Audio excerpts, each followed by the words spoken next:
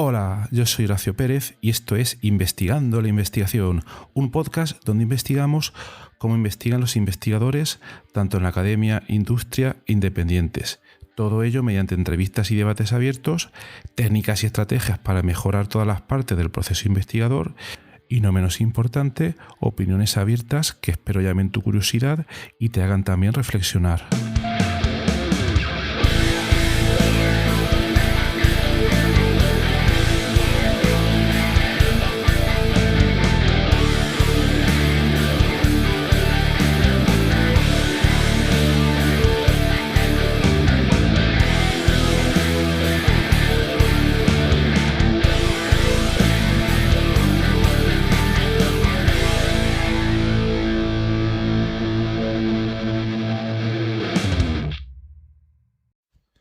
Hola, hoy es jueves 28 de abril de 2022 y hoy os voy a comentar sobre el webinar de introducción a la metodología Zettelkasten y a su implementación mediante el software Obsidian, del cual ya hemos tenido dos partes. Os conté hace poco en un episodio previo las intenciones de organizar este webinar para dar a conocer la metodología, para ver cómo se podía implementar con Obsidian, y mi primera intención era organizar un webinar corto de 1 hora aproximadamente, y donde quería dar, pues primero, para toda la gente que asistió, una introducción muy breve a la metodología Zettelkasten y luego explicar la parte más introductoria de cómo utilizar Obsidian, pero creo que fui demasiado optimista y esa primera sesión inicial, ese primer webinar, no daba tiempo a comentar muchas de las cosas, también hablando con la gente que asistió, etcétera. Entonces lo que vimos conveniente fue pues alargarlo un poco, y entonces al final se ha quedado en un primer webinar que ha sido donde hemos tratado totalmente la parte teórica de la metodología Zettelkasten, y también hemos hablado del libro de Sönke Ahrens, de sus consejos e ideas de cómo implementarla, de cómo llevarla a cabo, y del cual ya he introducido aquí en el podcast 3 episodios previos donde comento algunos de los puntos más principales de este libro. Entonces, esa primera hora, ese primer webinar, fue donde estuvimos tratando exclusivamente la parte de la metodología Zettelkasten, y donde también tuve algunas conversaciones con algunos de los asistentes bastante interesantes, donde proponían o planteaban algunas dudas que no conocían sobre el método, algunas dudas a nivel de teoría, de cuáles son las partes más importantes de la toma de notas, etcétera, etcétera. Entonces, era por comentaros que esa primera parte teórica del webinar, el vídeo de ese webinar está ahora mismo disponible en el canal de YouTube del podcast. Es un canal que creo hace poco, porque he visto necesario que algunas partes, pues claro, tiene que ser en vídeo. La parte del webinar está totalmente en vídeo, dura 1 hora, entonces esa parte teórica la tenéis en el canal de YouTube del podcast y obviamente podéis acceder a él.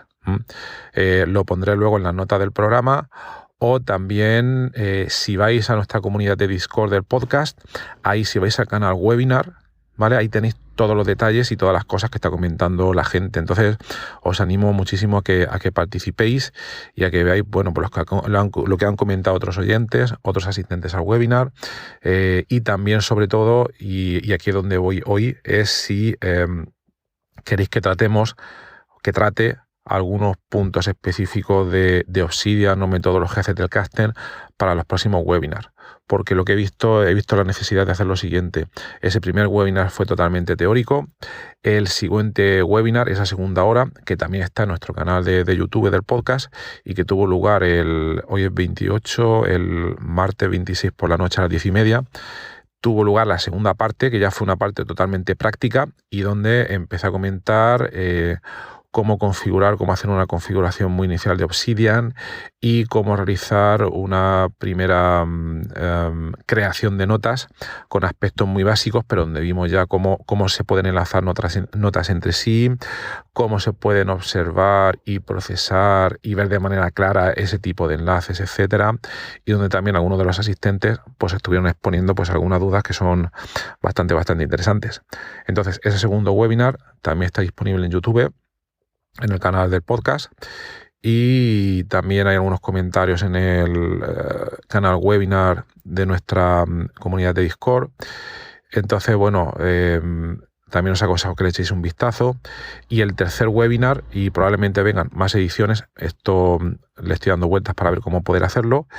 Aquí ya va a depender de vuestras sugerencias, ideas y de lo que vosotros queréis pues que tratemos, ¿no? Entonces ahora totalmente abierto a vuestras sugerencias y comentarios. Ya sabéis, nuestra comunidad de Discord o a través de la nota del programa tenéis cómo contactarme, etcétera, etcétera.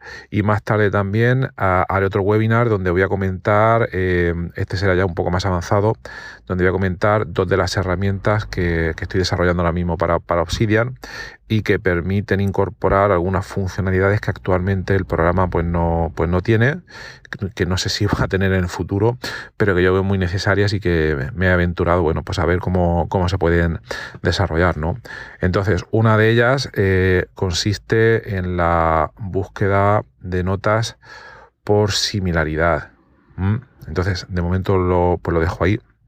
Y no me remito a similaridad del título de la nota, sino del contenido de la nota en sí. Es decir, nosotros tenemos una nota determinada que acabamos de desarrollar o escribir y queremos buscar si en nuestra vault, en nuestra bóveda, hay algunas otras notas que sean similares en cuanto a texto, palabra por palabra, o también a nivel semántico. Esto es un poco más complejo, todavía no tengo claro cómo se podría hacer, pero bueno, esto es una aventura y os iré comentando poco a poco, también en abierto, cómo lo voy desarrollando y todo lo que hay en torno a esto. Y el otro plugin que me parece interesante desarrollar está basado en el plugin Journey, que comentaba yo en un episodio anterior del podcast, lo digo de memoria, que no sé si era el 98 o el 99, que te permite encontrar relaciones inesperadas entre notas de manera, digamos, automática o como buscando caminos entre ellas.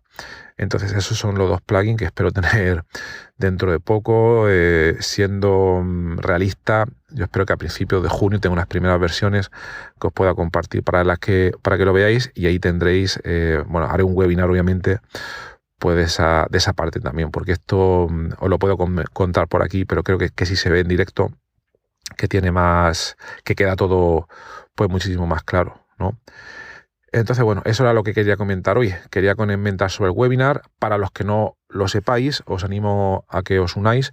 El próximo tercer webinar será la semana que viene, y lo digo de memoria, no sé si martes o miércoles de la semana que viene, siempre a las 10:30 de la noche, hora de Murcia, ¿vale?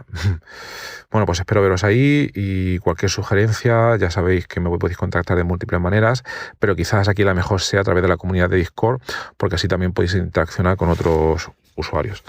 Pues nada, que tengáis un maravilloso jueves y hasta luego.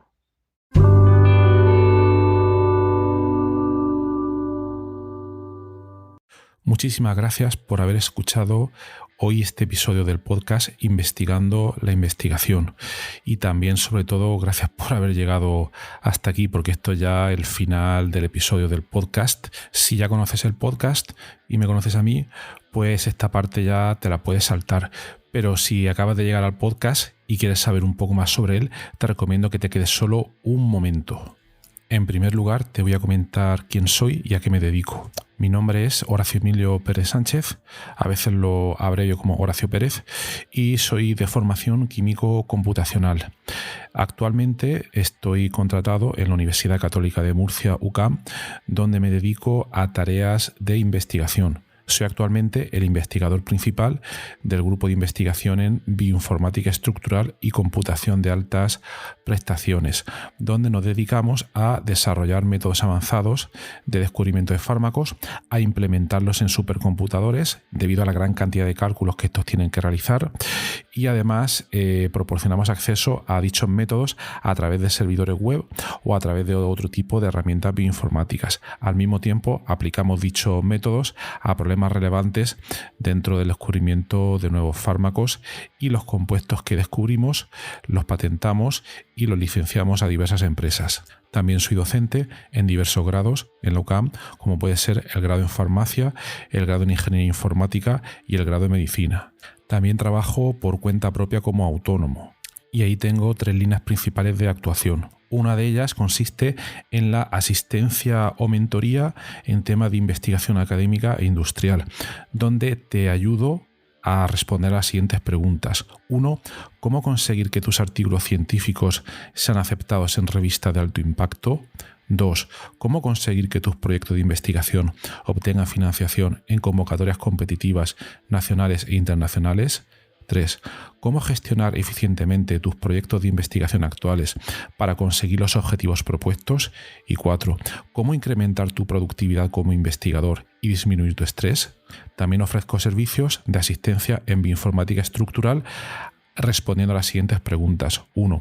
¿Cómo descubrir compuestos bioactivos en diversos contextos, tanto farmacológicos, nutracéuticos o agrícolas, etc.? 2. ¿Cómo proponer y validar modelos moleculares para sistemas biológicos? 3. ¿Cómo acelerar drásticamente la ejecución de cálculos complejos y costosos?